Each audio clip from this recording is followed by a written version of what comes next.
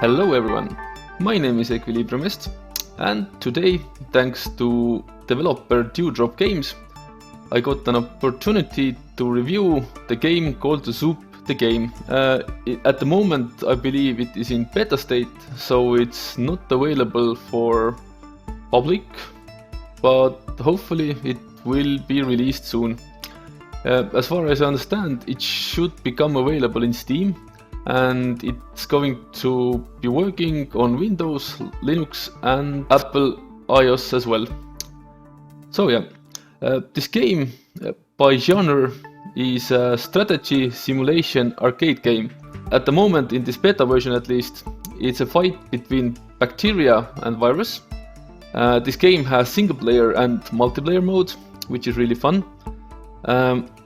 This game is really fun to be played with your friends, especially that as this game has really few buttons that you have to use, then you can actually play behind the same keyboard and behind the same screen as well. So during some parties and stuff, you can have some nice duels with your friends. This game has nice music. The graphics are pretty enjoyable, so it looks nice. Like I mentioned before, it's a really fun game. The gameplay is well, this depends now. The gameplay seems rather simple because you only have like 2 buttons to use. However, those 2 buttons do different stuff, so you actually have to build your strategies, and it might not be as simple as at the first glance.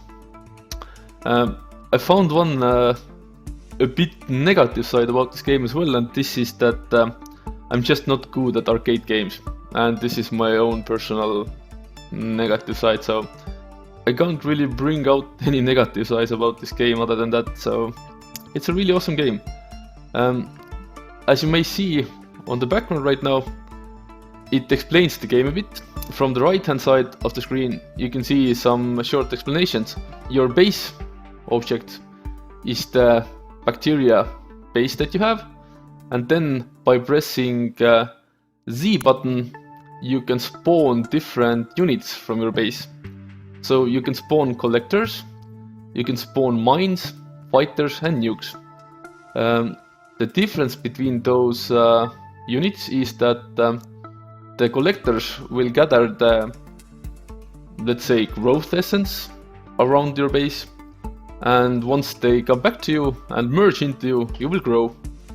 I have to mention that spawning units decreases your side, meaning that you will use this growth essence that you have to gather, you use it to spawn units, so you have to keep it in balance. You cannot deplete all your resources, otherwise you will die.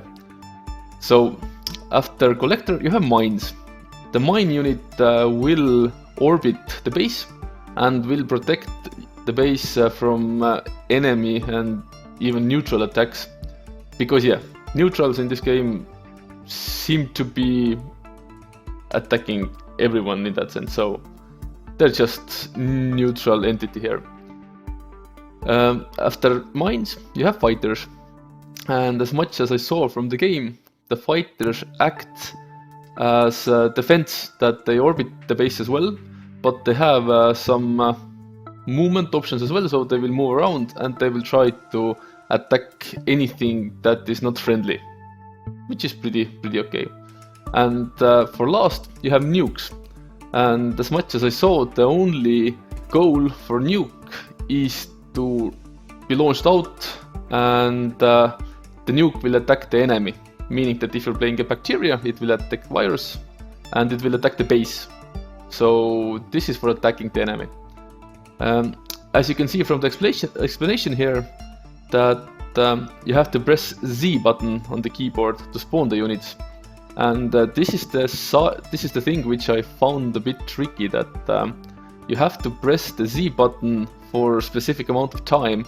So depending how long you keep down the Z button, you will spawn different units. I had some problems seeing the difference between those times, so I often spawned units which I actually didn't want to spawn at that time.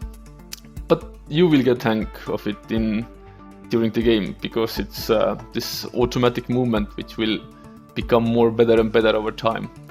One more thing which I discovered was that by using the Z and X keys on the keyboard, the Z key spawns the units and actually sends them a bit further from the base sometimes, and it seems that at some point it actually changes the direction of the orbiting as well. X key will invite all the units back to your base. The collectors that have collected some growth essence will increase the size of your base once they return, and the mines fighters will just orbit the base and will make a bit tighter defense against different enemy units. I will show the 2-player version. In that case I can lose to myself or to the neutral, so I have a bit longer gaming time here. So to start the 2-player mode, just press X key on the keyboard, and this is the game. So now, by using the Z key, we can spawn the mines, the collectors. Like you can see, the mines start orbiting the base, and the purple entities floating around are the so-called neutral side that just floats around and technically attacks everything that comes to sight, or attacks everything that it actually touches. So yeah, like I discovered, building a small defense force is a good one. So this is a fighter. This just flies around and destroys enemy units. The mines are, so you could say that the mines are close range defense, and fighters are a bit further distance defense. And as you may see, then the units will lose their size once they attack the enemy. So this is what makes the game a bit complicated, at least for me. So the defense compared to the enemies. And I will probably die now. I will die. No, not yet. Not yet.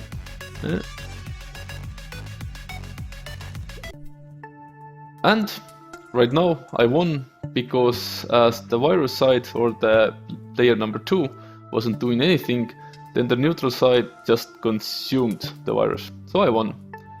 In normal situation, I would be fighting against both the neutral side and the enemy side. As much as I have experienced so far, then the enemy will more or less clear the place from the neutral side, and me as well. However, over time I hope that I will become better in this game, and I can actually survive the AI attacks as well. So yeah, all in all, I have to say that it's a really fun game. I hope that you enjoyed this review. Subscribe to my YouTube channel, follow me on Twitter, keep your eyes open for the game in Steam, and once it is released, I definitely recommend you to try it. It's awesome. Thank you, and bye bye.